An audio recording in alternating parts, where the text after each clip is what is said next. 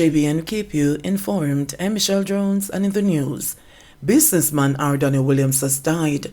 Jamaican business mogul and former cabinet minister Ardani Williams has died. Williams, who founded Life of Jamaica, was ailing for some time. Williams died today at age 89 at a hospital in Miami, Florida, where he had undergone surgery. In reacting to his death, former Prime Minister P.J. Patterson said he has lost a precious friend and an invaluable political colleague, and that Jamaica is not the poorer for Williams' death. He ranks within the highest echelons of committed leaders who have contributed beyond measure to the growth and esteem of our island. He was a towering giant in the fields of business, education, institution building, and deserving charitable causes, Patterson said. Williams was the founder of the country's first Jamaican-owned life insurance company, Life of Jamaica, now Sagicor Life Jamaica. He served as a senator, as well as junior minister and Minister of Industry and Commerce between 1977 and 1980 in the Michael Manley-led administration. Williams was born to Leonard and Verna Williams in the parish of St. Andrew on July 3, 1934, and attended Southermore Preparatory School before going on to Jamaica College.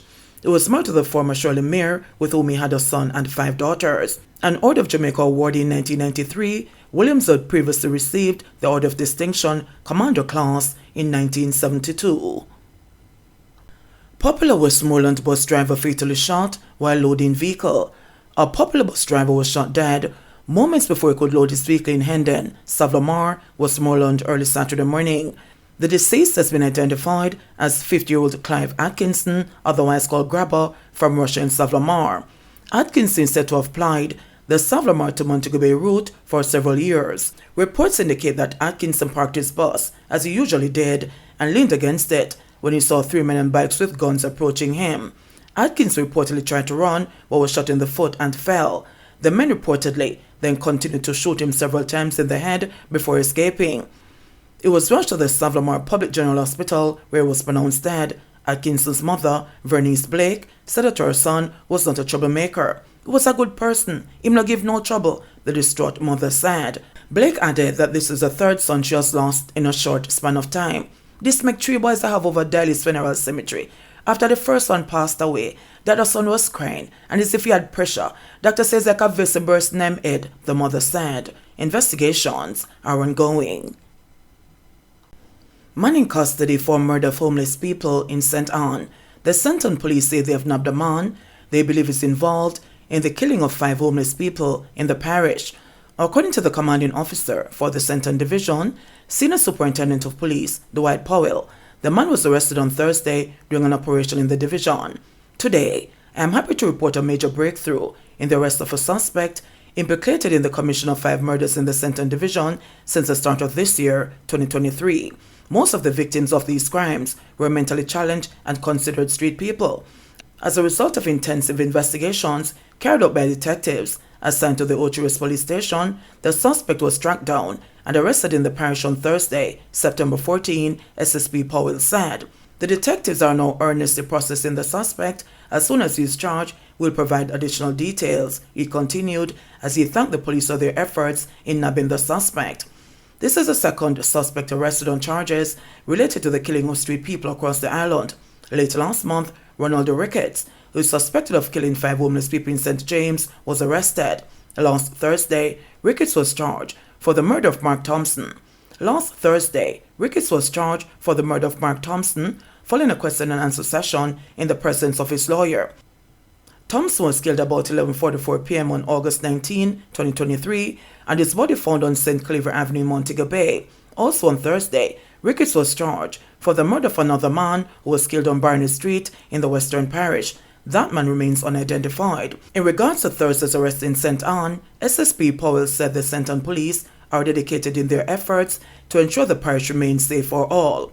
I want to use this media to appeal to anyone with information, especially around the street people murders in St. Ann, to make contact with the St. Ann Police Department or any of the force's confidential lines, he said. Lifeguard charged for allegedly killing brother during argument over bills. 24-year-old lifeguard Delando Bailey of Catherine Mount, St. James, has been charged for the murder of his brother, 30-year-old O'Shane Bailey, at their home on Tuesday. The Mount Salem police say about 12:45 p.m. Both brothers were at home when an argument developed over bills, which escalated into a physical altercation. It is alleged that the Londo choked his brother until he became unresponsive. O'Shane was taken to hospital where he was pronounced dead. The Londo reported the incident to the police, which led to his arrest. He was charged after a question and answer exercise. Jamaica, among other states cited by the U.S. as major drug transit or major illicit drug producing countries. Jamaica is again among countries which have been listed by the United States as major drug transit or major illicit drug producing countries. The designation was made by U.S. President Joe Biden in the required report for fiscal year 2024. Several of the Caribbean states, including the Bahamas, Belize, the Dominican Republic, and Haiti, are also among the 22 countries named in the Memorandum on Presidential Determination on Major Drug Transit or Major Illicit Drug Producing Countries for fiscal year 2024. President Biden noted that a country's presence on the foregoing list is not necessarily a reflection of its government's counter-drug efforts or level of cooperation with the United States. He said the reason countries are placed on the list is a combination of geographic, commercial, and economical factors that allow drugs to be transited or produced, even if a government is engaged in robust and diligent narcotics control and law enforcement measures. The vast majority of illicit drugs causing the most damage in the United States originate from beyond our borders, and our most effective means of reducing the availability of these drugs is to expand and improve our cooperation with international partners, Biden noted. Dismissed farm workers to be placed on other farms. The Ministry of Labor and Social Security says the 5 Jamaicans who were sent home early while working on the Overseas Farm Work Program last month will be placed on other farms when the new season begins. In an update on Thursday, the ministry says the decision follows the conclusion of its investigations into the premature repatriation of the workers. It says the new season of operations will begin in January 2024.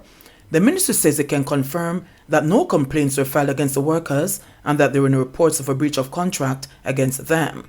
The Labour Ministry is also reiterating its commitment to resolving any issues that threaten the longevity of the program and remain steadfast in protecting the rights of workers and maintaining the integrity of the program.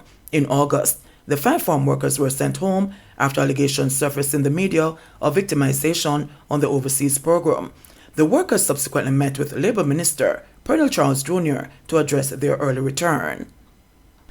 In sports news, Shericka Jackson claims Diamond League trophy. Jamaica's Shericka Jackson won the first half of a potential Diamond League sprint double after she won the 100 meters in 10.70 seconds at Saturday's first day of the Wonder Diamond League finals of the Prefontaine Classic at Hayward Field in Eugene, Oregon.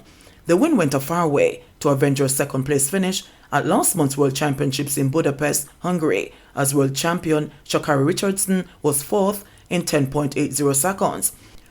Marie-Josée Tallou of the Ivory Coast, who was off to a fast start, was second with her season's best equaling 10.75 seconds, and Jamaica's Elaine Thompson-Errol lowered her season's best once more to 10.79 seconds for third place.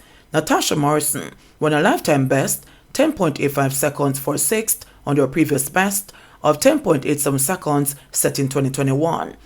Meanwhile, newcomer Kishane Thompson ran back-to-back sub 9.90 times as he placed fourth in the men's 100 meters final with 9.87 seconds. Thompson, who only started competing this season, ran 9.85 seconds in China 2 weeks ago. Former world champion Christian Coleman upset 2023 world champion Noel Lyles to win with a world lead equaling 9.83 seconds. Ewan Blake was sixth in 10.08 seconds, while Akeem Blake was disqualified after a false started. Shanika Ricketts was second in the women's triple jump with a lifetime best 15.03 meters and had 2 jumps of at least 15 meters. Kimberly Williams was third with a season's best 14.61 meters as 2023 world champion Yulimar Rojas recovered from yet another poor start to win with a world-leading 15.35 meters. National record holder Roisin McDonald finished fifth in the men's 400 meters, running 45.10 seconds, as Grenada's Karani James ran a season's best 44.30 seconds to win, just ahead of American Quincy Hall, the World Championships bronze medalist, who ran 44.44 seconds, while Vernon Norwood was third in 44.61 seconds. JBN will keep you informed. Please remember to subscribe, like, share, leave us a comment, and click the notification bell to receive our daily news items.